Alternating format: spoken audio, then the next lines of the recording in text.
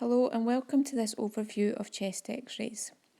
Today we'll be looking at some of the background information required to examine a chest x-ray, and then we'll be going over a step-by-step guide of how to interpret a chest x-ray.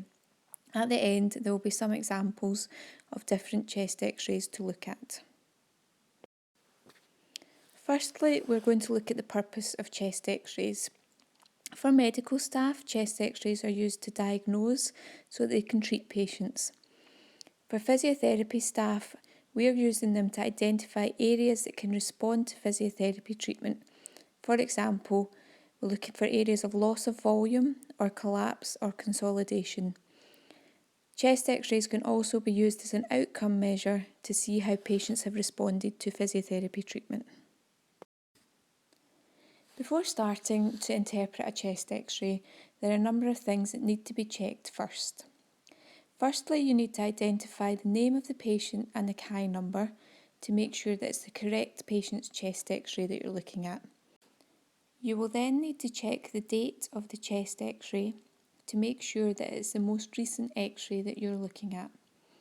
You will also want to identify where the chest x-ray was taken, as this will give you some information about the patient. The next thing you want to look at is the orientation of the film, the exposure and the position of the patient. We will talk about these three things individually in the next few slides.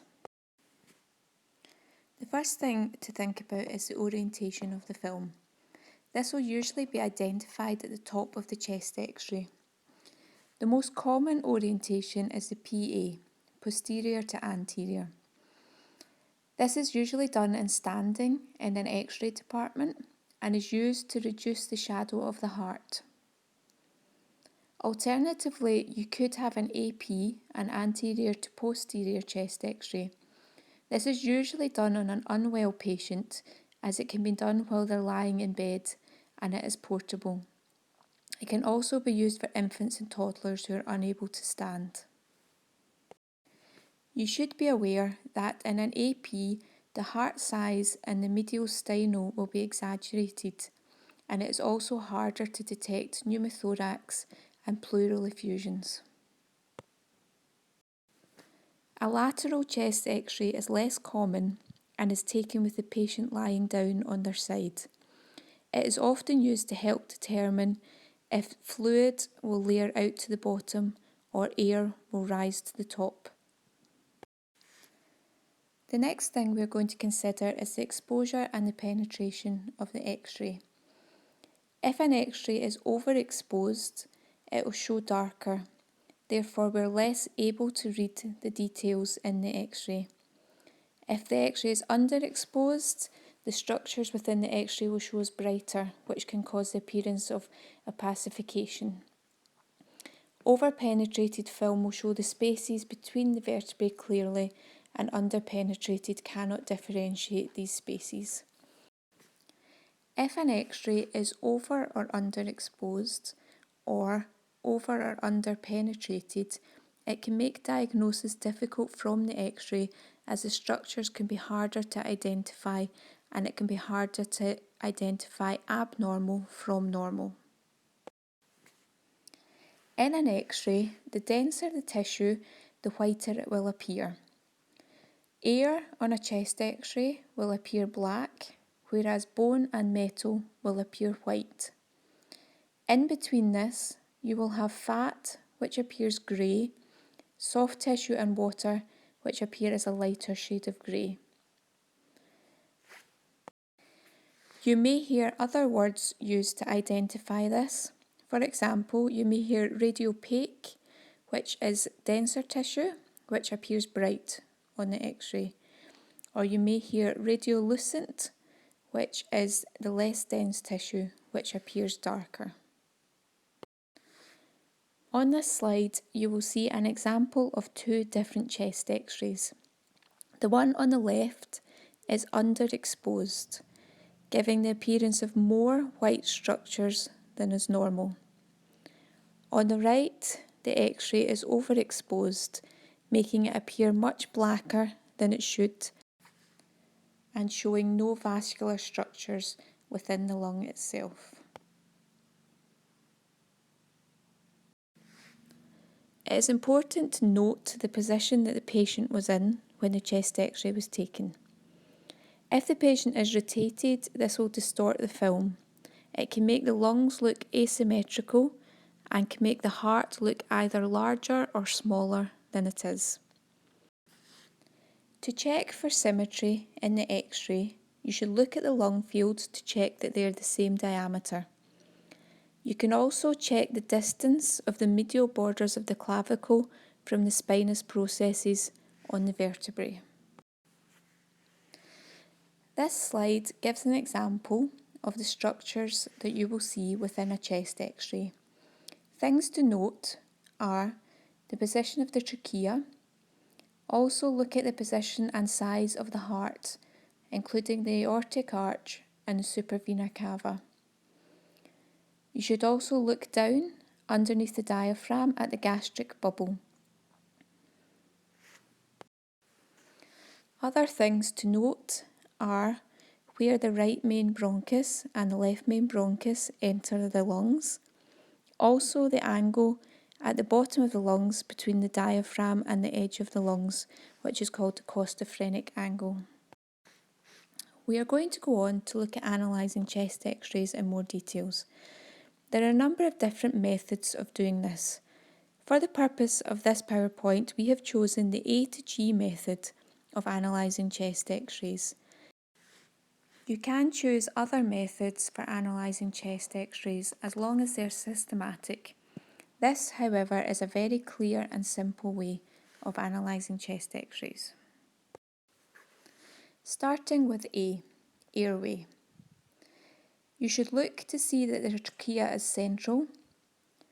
A deviation could mean loss of volume on one side or increased fluid on the other side. You should also note the position of the carina and the two main stem bronchi. B is for bones. These are less important in respiratory, however it is still good practice to look for abnormalities. It is important to note that if you're looking at a child, the age of the child will alter the presentation of the bones. For example, in a younger child the shoulder joint may not be fused. The most important thing that you're looking for are any obvious rib fractures. This will affect any physiotherapy treatment that you can undertake. You can also look at bone density on a chest x-ray. The darker the bone is, the less dense it is. C is for cardiac. What you're looking for here is the size and the orientation of the heart. The heart should occupy approximately 1/3 of the chest, with more of it sitting on the left-hand side than the right. You should check the cardiophrenic angles, which is the angle between the heart and the diaphragm. It should be clear and sharp. Any blunting of this could indicate a loss of volume. D is for diaphragm. You want to look at the position of the diaphragm, as this can give us a lot of information about the lungs. The right diaphragm is always higher than the left diaphragm due to the position of the liver. When looking at the diaphragm, you want to check the costophrenic angles. Any blunting of these angles could indicate fluid buildup or a loss of volume. If one side of the diaphragm is raised, this could indicate volume loss. If it is flattened, it may indicate that the lungs are overinflated. Loss of clarity of the diaphragm may be due to collapse or consolidation, so you may not be able to see the diaphragm clearly. In a young child, the costophrenic angles are relatively shallow and the anterior aspects of the diaphragm are higher. E is for expansion. Expansion reflects the amount of air that is in the lungs. When looking at a chest x-ray, normal expansion, you should be able to count 10 posterior ribs and 6 anterior ribs. Underexpansion may be caused by poor lung volumes, and overexpansion may be related to pathologies such as emphysema, which lead to hyperinflation. F is for fields. The lung fields that you see within a chest x-ray are due to the vascular structures within the lungs. If a patient is standing upright, then there should be more lung markings at the base than at the apex. These markings should extend to the edge of the chest wall. What we need to identify is if there's increased shadowing, decreased tissue density, or an absence of lung markings altogether. In areas of collapse, the surrounding structures will move towards the collapse, and in areas of consolidation, there will be an increase of whiteness, but not a shifting of structures. In some textbooks, you will see that G stands for gadgets. Today we're going to use G to stand for gastric bubble. This is just to be aware that sitting underneath the diaphragm, you may see a bubble of air, which is usually identified as the stomach. H can also be used to identify the hilia, which can be important if you have viral pneumonia or a chronic infection, as the hilia will be enlarged. I can be used to identify instrumentation. Things that you may see on a chest x-ray are the endotracheal tube if the patient is ventilated, a nasogastric tube. You may see IV lines, ECG leads, pacemaker, surgical clips or drains. This picture is taken from the broad textbook Cardiorespiratory Assessment of the Adult Patient. It clearly shows on a chest x-ray all the different things that we have identified above. You will see A pointing towards the trachea, B looking at the bones for any fractures, C looking at the size and shape and position of the heart, D looking at the diaphragm, including the angles where the diaphragm intersects the heart and the edges of the lungs. E is looking at expansion, so you're counting the anterior and the posterior ribs and where the diaphragm intersects these. F is looking at the lung fields themselves, and G in this picture is looking for any gadgets. We will now go on to look at 3 different examples of chest x-rays. The first example is of a patient with pneumonia. You can clearly see in this chest x-ray the area of infection is showing up as white in the x-ray. It is also situated within the right middle lobe. This chest x-ray shows hyperinflation of the lungs. You can see this if you look at the diaphragms. These are flattened on both sides, causing a flattening of the costophrenic angles.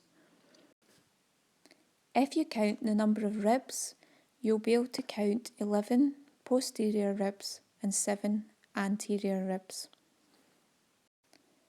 You should also note on this chest x-ray that there are 2 ECG electrodes that can be identified. This chest x-ray shows an area of collapse in the base of the right lung. You can tell this as you cannot see the border of the diaphragm and the lung. There is a white area at the base of the lung that makes the lung look smaller as the bottom of the lung has collapsed. You should also note on this chest x-ray that there are a number of other gadgets.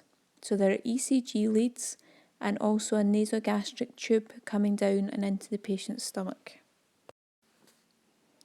If you want any further examples of chest x-rays, these are 2 good websites that you can go on and have a look at.